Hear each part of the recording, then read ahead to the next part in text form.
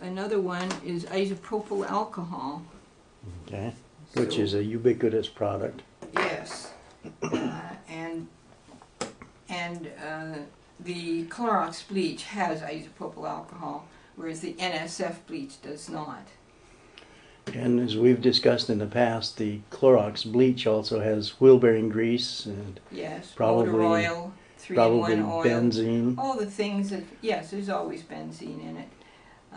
And so the NSF bleach is a lot cleaner, but it is not non-toxic. It has the ferricyanide, and it has other toxic substances too. And how does the wheel-bearing grease and the benzene and those things get into the laundry bleach or the Clorox bleach to begin with? I imagine it's just from their heavy-duty machinery that they use to dig in a quarry or a hillside for the components of the bleach. Or the pumping material, or the whatever they use to clean pipes and things with. Could go Possibly. on and on. Yeah. Possibly. I don't have real knowledge Hard about data that. on that. Yeah. So now I'm checking to see if isopropyl alcohol has been diffusing from this denture into the water. The denture is in some water. So whatever has diffused from the denture is in the water, and then there's the denture besides. In just even a short period of time.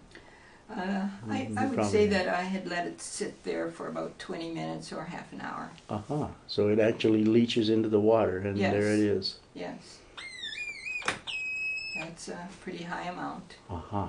Although it is not a quantitative device, the amount of the current could make it quantitative. But because it's still manually operated, the pressure that you're using also changes the amount of current, so you can't begin to decide on any quantity. Right, but the sensitivity, how would you rate the sensitivity of the synchrometer? 10 to the minus 10th or 10 to the minus 12th? Better than that. 10 to the minus 15th I of a would say gram? 10 to the minus 15th is probably average, and that varies a bit with the person and the time. You know, in your laboratory here, you've got so many samples of so many things that you've collected over many years. How many tests do you think you've made at the synchrometer since you began to play with it 10 years ago or so? Oh my, oh my. Huh? That's pretty hard to guess. Maybe 100,000 or 200,000 or yes. who knows, maybe 500,000. Because sometimes when I'm here, I see you do maybe 400 or 600 tests in a day. Yes. Not at all. That's over 1,000 a day. Over 1,000 a day when you're working with the patients. If I'm working with study material or patient material, in other words, a busy day.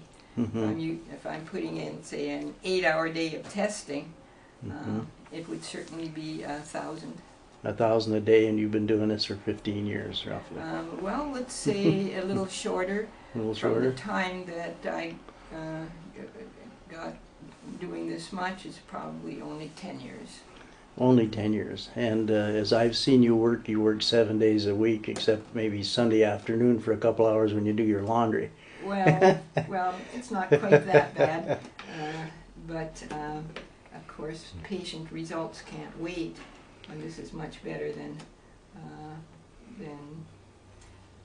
waiting for some lab to be able to come up with an analysis. Yeah, it would take lots of money and lots of time for them to come up with analysis for what you do in seconds. So you see the isopropyl alcohol is attached to the cerium too.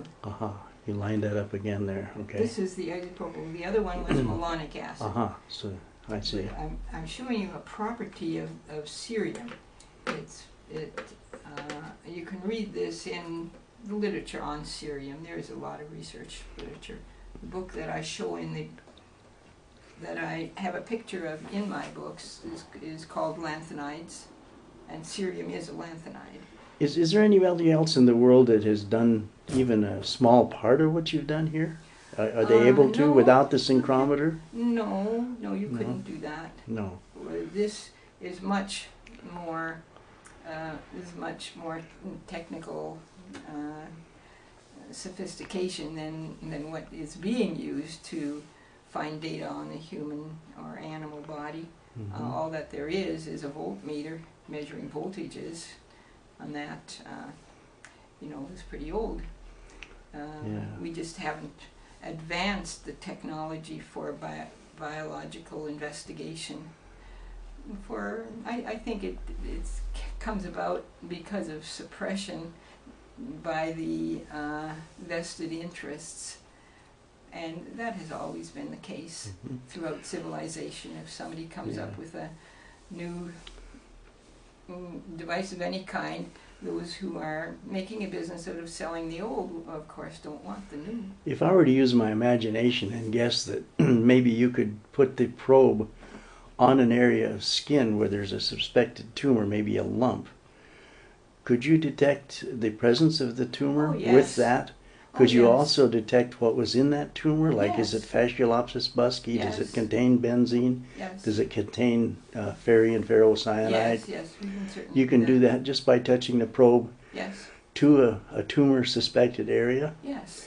And you can. And in fact, we do that all the time in order to see what's going on with that person's tumor, and we call it skin scanning or body wipe scanning, so that we have the equivalent of an X-ray.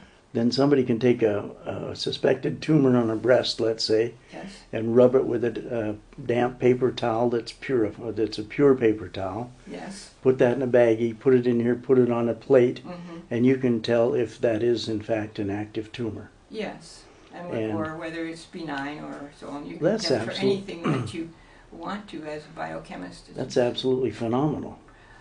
Yes, it is. Is anybody else in the world doing this? Well, I'm hoping so, because I wrote that down in the last book called Prevention of All Cancers. I wrote down the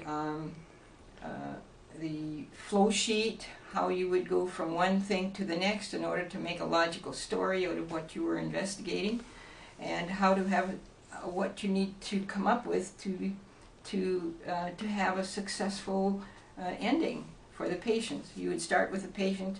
I think there are 107 tests like this. You see how fast they go. And you travel from number 1 to 107, and by the time they are all correct, you have a cured case of a patient. Of course, you have to do certain things in order to make those responses correct. And also I tell you in the flow sheet how you do that. It's pretty straightforward. I'm still working on where isopropyl alcohol comes into the action on cancer. I've been saying that isopropyl is a contributor to the cancer for at least 10 years because it's in every tumor. Now we'll see if it becomes part of the carcinogen, like we did for malonic acid. We saw that malonic acid became part of the carcinogen, and therefore is controlling some of the mutations that are in the cancer family of mutations. It is not reacting with polonium.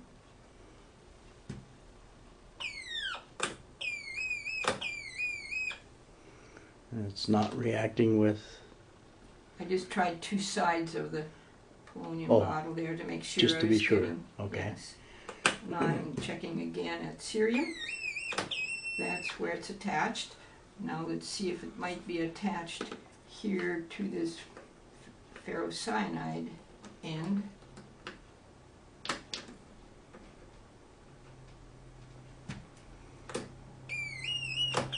No. So, but I have already done this, so I knew what the outcome would be. And the isopropyl alcohol and malonic acid react with each other. I'm attaching isopropyl to cerium and then the malonic to the isopropyl. I have already done these, and you find these little combinations everywhere. So there you see malonic acid having reacted with isopropyl, which was attached to cerium. And now I'm going to reverse them to see In other if words, it can happen this way too. Make a series out of the other lineup there. Yes, and this shows you what chemical analysis should look for. If we can find them electronically, then you should be able to simulate. Well, this is a simulation, but if it works this way, you should be able to find it analytically in the usual kind of chemistry. Mm-hmm. Yes, see how reactive they are. So they form part of the carcinogen. Now let's see if isopropyl will react with the ferrocyanide. Yes. Hmm. And malonic acid, I think, does too. So that's why I found it so many years ago. It's always there. They are industrial entities. They are extremely reactive. They diffuse out, and even out of something as hard as this, when Clorox bleach was used to disinfect the dental supplies.